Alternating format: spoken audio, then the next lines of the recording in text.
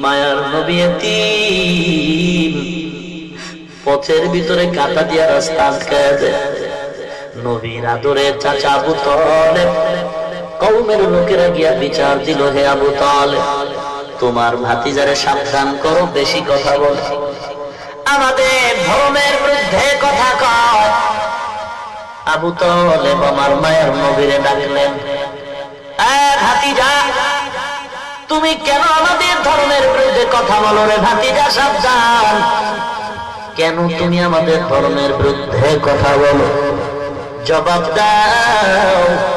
মায়ার নবী চুপ হয়ে দাঁড়িয়ে কান্না শুরু করলেন। আবু তালেব বলে, রে ভাতিজা, জবাব দাও, কেন কাঁদো?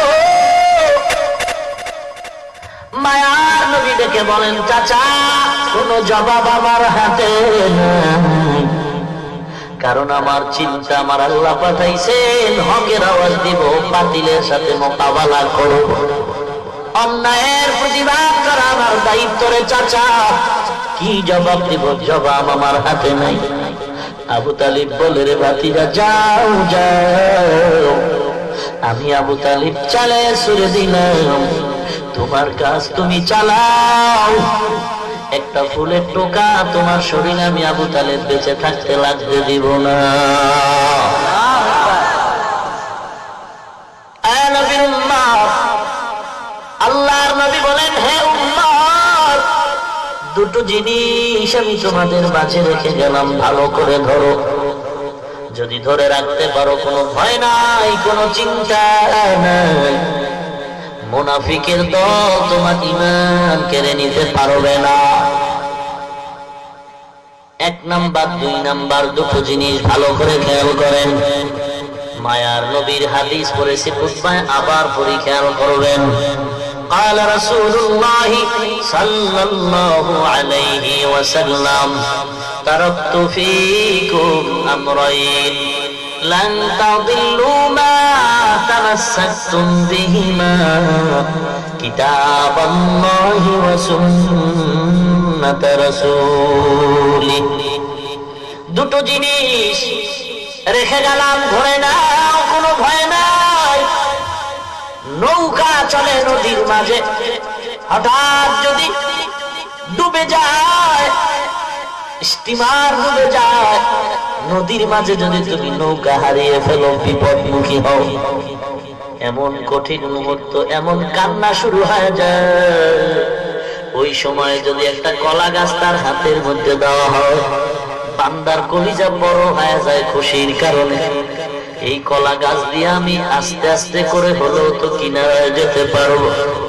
এ নবীর উম্মত, কলা গাছ আমার আসল কিছু না, আমি কিনারায় যাওয়ার একটা মাধ্যম। পীর আমার আসল না, পীর ধরলাম জান্নাতের পথ চিনার একটা মাধ্যম। মাযহাব আমার আসল না, মাযহাব মানি কেন বলে আমি মূর্খ, আমার ইলম নাই, আমল নাই, অতএব আমি বড় বিচক্ষণতার জ্ঞানও আমার নাই, আমি বেশ বুঝি না, জান্নাতের সহজ পথ চিনার জন্য একটু মাযহাব অনুসরণ করি। হে মুমিন, কারণ মন মতো জিন্দেগি চালানো যাবে না, মন মতো জীবন চালাইতে গিয়া কেউ নাজাতের রাস্তা খুঁজে পায় নাই, অতএব কারো না কারো মুরব্বি মেনে চলতে হবে। মুরব্বি ছাড়া যারা চলবে তারা জাহেলিয়াতের মতো ধ্বংস হয়ে যাবে। যার কোনো মুরব্বির প্রয়োজন মনে করে না, ইবলিস কিন্তু মরে নাই, ওই ইবলিস এসে ওই বান্দার মুরব্বি হয়ে যায়। ইবলিস সিনার ভিতরে ঢুকে রগে রগে দৌড়ায়, দৌড়ায় দৌড়ায় ধোঁকা দেয়, আমি বড় আলেম, আমি বড় মুফতি সাহেব, আমি বড় মুহাদ্দিস সাহেব, আমি তো বড় কিছু জানি, আমার কত বড় টাইটেল, আমার মতো বক্তা কেউ নাই, আমার মতো আলেম কেউ নাই, আমার মতো মুহাদ্দিস কেউ নাই, সব দিক দিয়ে তাকায় দেখি আমি সবার বড়, আমি সবার বড়। এরে পাগলা, বড় যে বড় আছে তুমি জানো না, ওয়া ফাওকা কুল্লি যী ইলমিন আলীম। আল্লাহ কোরআনে বলেন, বড়র বড় আছে, বড়র দাদায় ডেকে বলে, নাতি একটু দেখ আমার বয়সের সীমানাটা কত। নাতি বলে, দাদা কি পাগল হয়ে গেছে, স্ক্রু ঢিল হয়ে গেল নাকি? আমার বাবার হায়াত আমি জানি না, দাদা তোমার হায়াত কেমনে জানবো? নাতি ডায়েরি খোল, ডায়েরি তালাশ করলে তুই আমার হায়াতের সীমানা পাবি। ডায়েরি খুলে নাতি হিসাব করে বের করলো। দাদা তুমি বড্ড খুশি হয়ে যাইবা শুনলে। বয়স কত হে নাতি আমার? বলে, আমার বয়স 100 উপরে চলে গেল। দাদায় বড্ড খুশি হয়ে বলে, তাহলে জমিনের মধ্যে তো আমার থেকে বড় কেউ নাই, আমি তো বিশ্ব বরেণ্য আশিকে রাসূল সুফি সম্রাট, তাহলে আমার মতো আর বড় আছে গেলে। এখন দুনিয়াতে ঘুইরা একটু নাতি পুতিরে দেখা নেই, আমার সবাই ছোট, আমার মতো বড় কেউ নাই। চল নাতি চল। নাতির হাতটা ধরছে এক হাত দিয়া, আর এক হাতে একটা বেতের লাঠি নিয়ে। দাদায় পায়চারি করতেছে, হাঁটতেছে, গ্রাম ঘুরতেছে, আমার মতো বড় কেউ নাই। অতএব যারে দেখে উল্টা পাল্টা তারে আমার ভক্ত বানানো। হাঁটতে হাঁটতে মারেফতের খানকা বটগাছ তলায় হাজির। কিসের খানকা? মারেফতের খানকা। বলে কেন? বলে বটগাছে যেমন জ্বর, মারেফতওয়ালাদের চুলের ভিতরেও তেমন জ্বর। আর অধিকাংশ বটগাছের গোড়ায় আসর মিলায়, ব্যাগ বয়, লাল শালু ভিন্দায়। কথা বলেন না কেন? দাদা নাতির নিয়ে বটগাছ তলা মারেফতের খানকায় গিয়ে দেখে রেড সিগন্যাল। দেখছেন রেড সিগন্যাল মানে কালো, লাল লাল বড় খারাপ, লাল সিগন্যাল বড় খারাপ। রাসূল বলে, যার বাড়ি লাল কাপড়ের নিশান থাকবে জাহান্নামের আলামত। বুঝো পাবলিকের গোষ্ঠী, বুঝো। বন্ধদেরকে যেদিন বলবে তোরা কেন এদের ধোঁকা দিছো, বন্ধরা বলবে, রে আল্লাহ আমি তো নিষেধ করছিলাম। তার মানে কেমনে করছো? লাল কাপড় দিয়া বলছিলাম আসবি না, রেড সিগন্যাল। এই যে আমি লাল কালারের রুমাল পরি, একশ লাল রঙের রুমাল পরাও পুরুষের জন্য নিষেধ। লালের সাথে সাদা মিক্স আছে, এজন্য কোনো নিষেধ নাই। অতএব লাল লাল একশ লাল নিরেট লাল ব্যবহার করা নিষেধ। হে মুমিন, লাল দুনিয়াওয়ালাদের জন্য সিগন্যাল ভয়ানক। লাশের গাড়ির বহরে লাল পতাকা। কথা বলেন না কেন? লাল পতাকা দেখলেই মানুষ ভয় পায়, ওখানে গেলে বিপদ। বিপদ একজন আর হইছে, জন্য লাল কাপড় দিছে। অমুমিন দাদায় তাকায় দেখে পুরা বটগাছ তলা বয়া বয়া কান্না করে। নাতিরে কয়, দেখ কেন কাঁদো? তাকায় দেখে ডাইনে বামে, চেহারার সাইজ দেখে মনে হয় দাদার থেকেও বুড়া। দাদায় বলে, রে কপাল বুঝি ঘুরছে, মনে করছিলাম আমার থেকে বড় কেউ নাই। আমি বড় বিশ্ব আশিকে শয়তান, আমি বড় সুফি সম্রাট, আমি মুজাদ্দিদে জামান, আমার মতো বড় কেউ নাই। বটগাছ তলা তাকায় দেখি আমার থেকেও বুড়া। কিরে বুড়া কেন কাঁদো? বুড়া বলে, কান্দি আমনে না, বাবায় জনমের মতো মাইর দিছে। নাতি কই, তুই কই? শুনছ এই বুড়ো নাকি বাপ আছে, কপাল বড় খারাপ। এইবার বাবারে না দেখা মরবো না। মনে করছিলাম জঙ্গলে বাঘ নাই, সিংহ নাই। মনে করেছিলাম জঙ্গলে বাঘ নাই, সিংহের গর্জনে ঢুকতেই পারতাম না জঙ্গলে। এমন না, সিংহের গর্জন দিয়েছিলেন শাইখুল হাদিস আল্লামা আজিজুল হক রাহমাতুল্লাহ আলাইহি। নাই নাই, বেঈমান নাস্তিক বড় খুশি, জঙ্গলের সিংহ মরে গেছে, আমগো মাস্তানি বেড়ে গেল। বাননের মাস্তানি বাড়লো, শিয়ালের মাস্তানি বাড়লো। কয় না, তুই সাবধান হয়ে যা, সিংহর গর্জন তুই শুনো না, এখনো তুই তার পাও নাই। জঙ্গলে বুঝি কেউ নাই, কেউ নাই, সামনে আগা। দাদার সামনে গিয়া বাবারে জিজ্ঞাসা করে, বাবা ও চাচা, বটগাছ তলায় মুরব্বী কান্দে কেন? আপনার ছেলে নি? মুরব্বী বলে, হ্যাঁ আমারই তো ছেলে।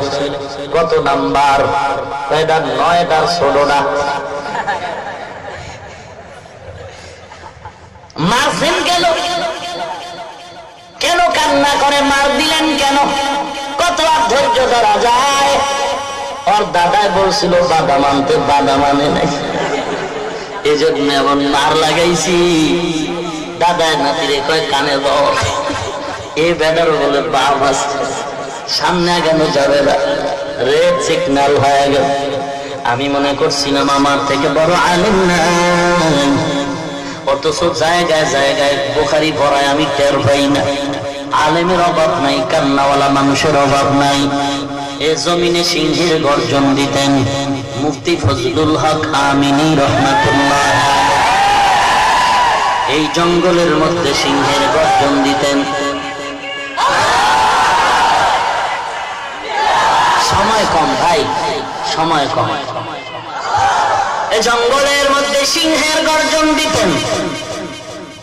বাঘের বাচ্চা বাঘ, কাফনের কাপড় মাথায় পরিহিত গোলাম, চরমনায় জমিনে ঘুমন্ত সৈয়দ ফজলুল করিম রহমাতুল্লাহ আলাইহি, তিনিও বিদায় হয়ে গেলেন।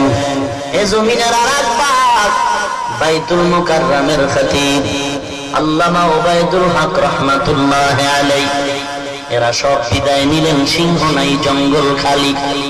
এখন বুঝি কোরআনের বিরুদ্ধে কথা বলে পার পাবো? এখন বুঝি নবীর গালি দিলে মজা পাওয়া যাবে? এখন বুঝি ওয়াজের উপর 144 ধারা জারি করা যাবে? না, নবীর গালি দিয়ে পার পাওয়ার উপায় নাই। মনে করেছো সিংহের গর্জন জঙ্গলে নাই? মনে করিস না জঙ্গল খালি হয়ে গেছে। একটু হাতটা বাড়ায় দেখ, জঙ্গলের মধ্যে তুই পা বাড়ায় দেখ। এ জমিনে সিংহ নাই, ভুল কথা, ভুল কথা। যদিও বড় বড় সিংহের গর্জন চলে গেছে, তারপরেও জঙ্গল নিরাপদ মনে করবা না। কারণ আল্লাহর কসম, এই সিংহের গর্জন যদিও কমে গেছে, তবে তার হাতে বানানো পোশাক সিংহের বাচ্চাগুলো এখন আছে, কেউ মরে নাই, মরে নাই।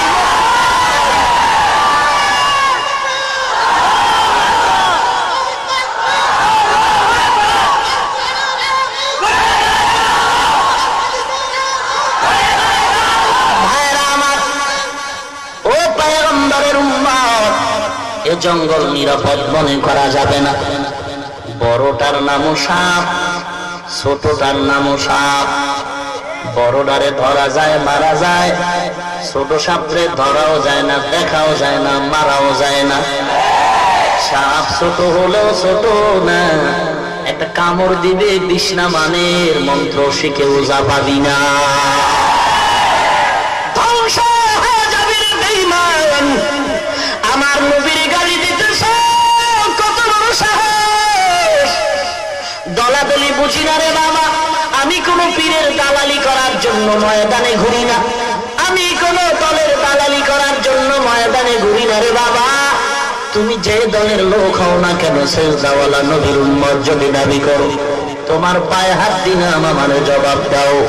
প্রধানমন্ত্রীর বিরুদ্ধে কথা বলল, বিচার হলো 100 বার হবে, 100 বার একমত। কারণ মুসলমানের জবানে অস্বাধীন কথা আসতেই পারে না। 100 বার বিচার হবে। প্রধানমন্ত্রীর বিরুদ্ধে কথা বলতে বিচার হবে। তবে ভাই, তুমি আওয়ামী লীগ করো, যে কোনো দল করো না, মুমিন ভাই, তুমিও সেজদা দাও, আমার নবীর উম্মত দাবি করো, বলো নবীর উম্মত। সব অপরাধীদের বিচার হয়। যেই বেঈমান বলল আমার নবীর দাড়ি ছাগলের দাড়ির মতো ছিল, যে বেঈমান বলল মদিনাওয়ালা নবী সন্ত্রাসী নবী, একটু জবাব দাও। প্রধানমন্ত্রী সুদ্ধা সকল অপরাধী যারা গালাগালি করলো, সবার বিচার যদি হয়, মুসলমান মদিনাওয়ালা উম্মত জবাব দাও, আমার নবীরে যারা গালি দিল তাদের ফাঁসি এখনো কেন হলো না?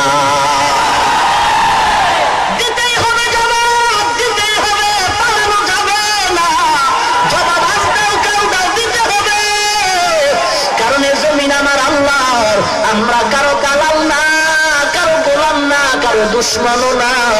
ইমানের দাবি নিয়ে কথা বলি, কোন পক্ষ বিপক্ষ বুঝি না। আমার নবীরে গালি দেবে সহ্য করা যায় না। এ নবীর উম্মত যে নবীর জীবনে দেখি নাই, টুপি মাথায় দিলাম, দাড়ি রাখলাম, জামা পরলাম, কত গালি শুনলাম, তারপর টুপি ফালাই নাই, জামা ফালাই নাই, দাড়ি কাটলাম না, মিথ্যা বলি না, রসুলের মহব্বতে জিন্দেগি চালাই। যদিও চাকরি নাই, সার্টিফিকেট নাই, আল্লাহর মহব্বতে চলতেছি রসুলের তরিকা মেনে। ও নবীর উম্মত, এরপর আমরা বেজার না, এত কষ্ট করে নবীর আদর্শ বাস্তবায়নের চেষ্টা করি, অতএব কিছুই বিনিময় পাইলাম না দুনিয়ার ভেতরে। এরপরও যদি আমাকে গালি দাও সহ্য করে নিব, আমার বাবারে গালি দাও মেনে নেওয়া যাবে, তবে রসুলের কথা বলবা জীবন থাকতে কখনো মেনে নিতে পারি না। ভাইরা আমার, রসুল বলেন দুটো জিনিস রেখে গেলাম, দুটো জিনিস। তারাকতু ফীকুম আমরাইন লান তাদিল্লু মা তামাসসাকতুম বিহিমা কিতাবাল্লাহি ওয়া সুন্নাত রাসূলি। রসুল বলেন দুটো জিনিস রেখে গেলাম, খেয়াল করেন। দুটো জিনিসের একটা হলো কিতাব আল্লাহ, আল্লাহ তাআলার কিতাব কোরআন। এক নম্বরে কথা বলেন না কেন? জিহ্বাটা নাড়ায় বলেন কি? আর কোরআন, আর জোরে বলেন। এক নম্বরে কোরআন, দুই নম্বরে কথা বলেন না কেন? এক নম্বরে জিহ্বা নাড়ায় বলেন, দুই নম্বরে আর জোরে বলেন। এক দল বলে হাদিস, আর এক দল বলে সুন্নাত। রসুল কি বলেন? কিতাব আল্লাহ ওয়া সুন্নাত রাসূলি। এক নম্বরে কিতাব আল্লাহ, আল্লাহর কিতাব কুরআন, দুই নম্বরে পয়গম্বরের সুন্নাত। প্রশ্ন হতে পারে হাদিস কেন বলেন নাই? সুন্নাত বলছেন, হাদিস কেন বলেন নাই? এক নাম্বার জবাব, হাদিস না বলার কারণ হলো কোরআন এমন একটা কিতাব, কোরআন বললে হাদিস বলার কোনো প্রয়োজন নাই, কারণ হাদিস শরীফ ভিন্ন কিছু না। পয়গম্বরের হাদিস হলো কোরআন শরীফেরই ব্যাখ্যা। এজন্য তাকায় দেখেন বেঈমান নাস্তিকের দলেরা কোনদিন বলে না হাদিস বন্ধ করো, হাদিস বন্ধ করো, হাদিস বন্ধ করে দাও। সমস্ত দুনিয়ার বেঈমান স্লোগান দেয় কোরআন বন্ধ করে দাও, কোরআনের মাদ্রাসায় তালা দাও, কোরআনের ওয়াজে তালা দাও, বক্তার জিহ্বায় তালা লাগাও, কোরআন বন্ধ করো, কোরআন বন্ধ করো, হাদিস বন্ধ করো বলে না, শুধু একটাই বলে কোরআন বন্ধ করে দাও। কারণ বেঈমানের বাচ্চারাও ভালো করে জানে আল্লাহর কোরআন যদি বন্ধ হয়ে যায় অটোমেটিক হাদিসও বন্ধ হয়ে যাবে। দুই নাম্বার কারণ হাদিস না বলে সুন্নতে রাসূল বলার। দুই নাম্বার কারণ হলো হাদিস সমর্থন করা যায়, বাস্তবায়ন করা যায় না। হাদিস মানা যায়, আমল করা যায় না। আমল করতে হলে, বাস্তবায়ন করতে হলে লাগবে নবীর আদর্শের দাড়ি, টুপি, নামাজ, সুন্নাত। হাদিস বাস্তবায়ন করা যাবে না। হাদিসে আছে রাসূল নয় বিবাহ করেছেন, তুমি কি তার আমল করতে পারবা? সমর্থন করি, হাদিস মানি, তবে আমল চলবে না। নামাজের ভিতরে কথা বলা এক সময় হাদিসে লেখা আছে জায়েজ ছিল, এখন যদি কথা বলে নামাজ ভেঙ্গে যাবে। এখন এই হাদিসের আমল চলবে না, মানা যাবে, সমর্থন করা লাগবে। মানতে যদি হয়, আমল যদি করতে হয়, নবীর সুন্নাত আমল করতে হবে। নবীর উম্মত সমস্ত হাদিস সমর্থন করা যাবে, বাস্তবায়ন করা যাবে না। বাস্তবায়নের জন্য হলো সুন্নতে রাসূল। আল্লাহ পাক বলেন, আমার নবীর ভালোবাসার উম্মত ভালো করে শুনে নাও, গোটা দুনিয়াটা ভালোবাসার চাদরে ঢাকা, এমন কোন পাগল নাই ভালোবাসার ভেতরে ঢুকে নাই। দুনিয়ার সব পাগলের গোষ্ঠী, এমন কেউ নাই পাগল নাই। সব পাগল, সব পাগলের দল। কেউ ক্ষমতার চেয়ারের পাগল, কেউ বাড়ির পাগল, কেউ গাড়ির পাগল, কেউ বাড়ির পাগল, কেউ টাকার পাগল, কেউ ক্ষমতার পাগল, কেউ সম্মানের পাগল, কেউ সৌন্দর্যের পাগল। আর একদল পাগল হলো তারা একমাত্র আল্লাহ এবং নবীর পাগল। এই পাগলের ভিতরে কিছু ভেজাল। বিড়ি টেনে ঠোঁটগুলো পাতিলার তলির মতো কালো করে ফেলল, গাঞ্জা খাইয়া চেহারাটা বান্দরের মতো বানাইল। সে দাবি করে আমি আশিকে রাসূল। আর এক বান্দা পাগড়ি টুপি না সোয়াকার দস্তরখান লম্বা জামা নিয়ে চলে, সেও দাবি করে আমি আশিকে রাসূল। বলো হে মুমিন, নবীর ভালোবাসার আশিক দুজন সমান নাকি? কেমনে বুঝবা? পাগলামি তো ভেজাল লেগে গেল। সবাই দাবি করে আমরা নবীর পাগল, এখন কে আসল কে নকল চিনার কোনো উপায় নাই। বলে বাইতুল মুকাররমের কেচে গেটের ভিতরে স্বর্ণের দোকান, এক ভরি কিনতে গেলে 1 লক্ষ টাকার সাহস লাগবে। রিকশাওয়ালা টাকায় খালি আফসোস করে কপালে স্বর্ণ নাই। বিবির একটা বালা দিব, মেয়েটারে বিয়ায় কানের ফুল দিব, পারল না। হঠাৎ চিন্তা করে রিকশাওয়ালা বাড়ি গেল। পরের দিন সকাল 10টায় বাড়ির নিচে চিল্লায় কয়, কে রে তুমি? কে তুমি? কে তুমি? আসো। গলার একটা চেইন, নাকের ফুল, কানের দুল, হাতের চুড়ি মাত্র 300 টাকা পুরানা। স্বর্ণ স্বর্ণ স্বর্ণ। রিকশাওয়ালার মাথা গরম। 1 লাখ টাকার ধাক্কা এক বলি, তুমি সব দাও 300 টাকায় ব্যাপার। ব্যাপার ব্যাপার বুঝি না, দেখ তাজা স্বর্ণ। চুরি নিয়ে একটা ঘষা মার, কালার ভিন্ন হবে না।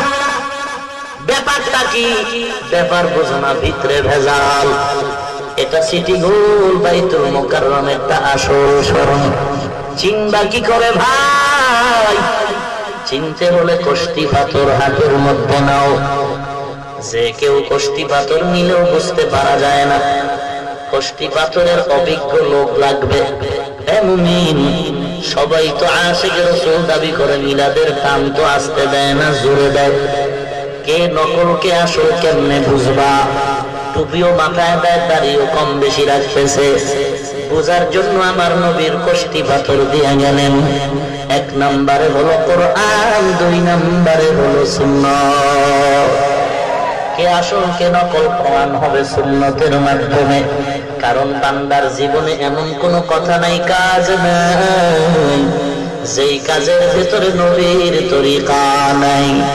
আঙ্গুলের নখ কেমনে কাটবা শেখানো সুন্নাত, কেমনে তুমি চুল কাটবা, চুল লম্বা করবা শেখানো পয়গম্বরের সুন্নাত, কেমন করে জুতা পরবা শেখানো নবীর সুন্নাত, কেমন করে তুমি জামা পরবা, কেমন করে খুলবা শেখানো নবীর সুন্নাত। এ মুমিন ভাই, যারা নবীর সুন্নাত মানে তারা নবী মানে তারা জান্নাত পাবে। যারা নবীর সুন্নাত মানে না তারা সুন্নি হবে দূরের কথা, মুসলমান হইল কিনা তদন্ত করা দরকার। हमसिराते मुस्तफा दर तमामी हाले उकुम इत्तिबा सुन्नते खैर बशर गिरे लाजिम ताबोया बीए पेशाव।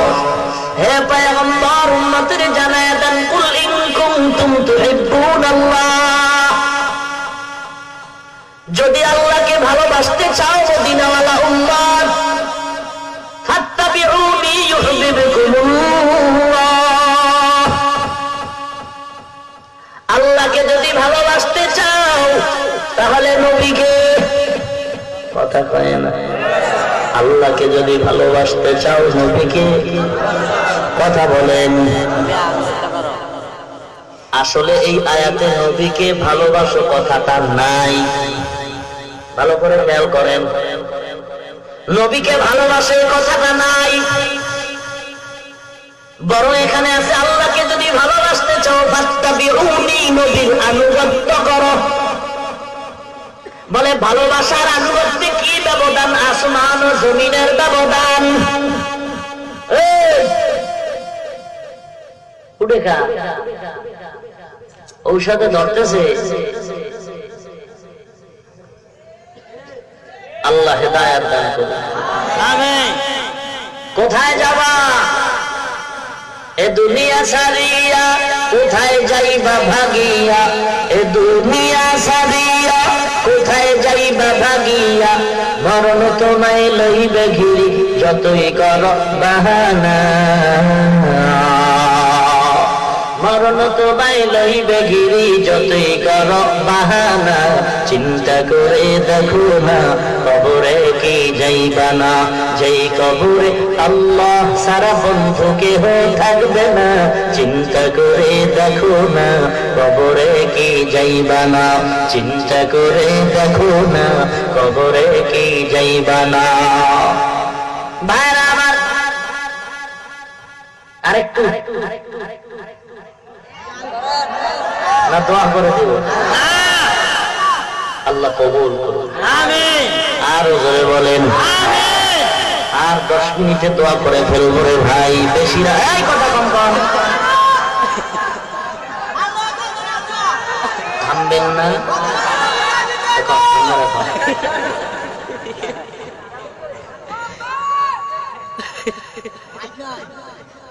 ইমাম সাহেব কি মুক্তাদির কথায় সেজদা রুকু দিবে, না মুক্তাদিরা ইমাম সাহেবের কথায় দিবে? হ্যাঁ, আল্লাহ আমাদের হেদায়েত দান করুন। আমিন।